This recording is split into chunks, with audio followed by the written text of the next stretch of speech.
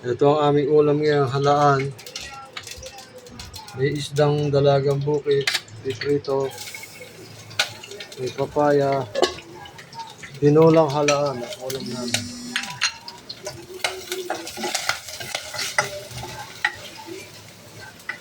Merong malunggay.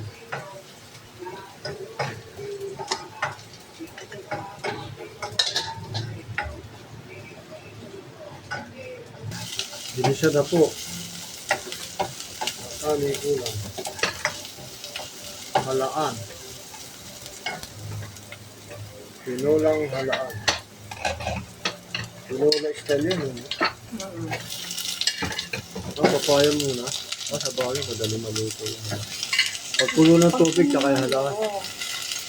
Ang mahulog yung halaan. Wala, maliliit mo.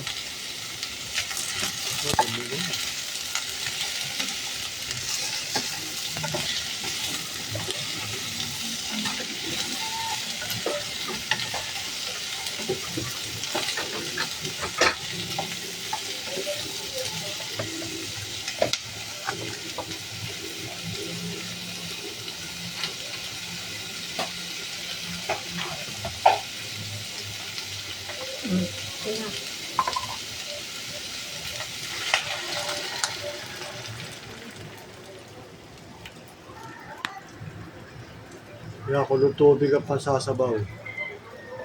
Nilagyan na rin ng paminta. Ayan. Sisuling. Mamaya sisuling.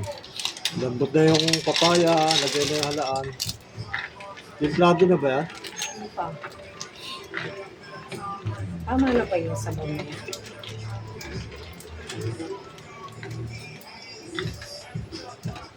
Bibigyan ba yung kabila? Hindi mo sa makain. Tama na eh. Tayo na. Yung tayo.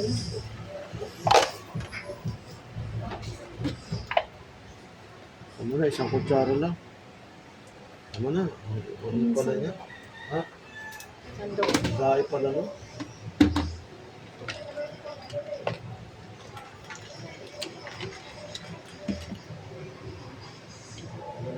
Magsawsawa na lang. Tayo natin salang yung malunggay. Nalagyan na yung malunggay. Madali naman maluto yung malunggay. Haluin mo pa ilalim mo.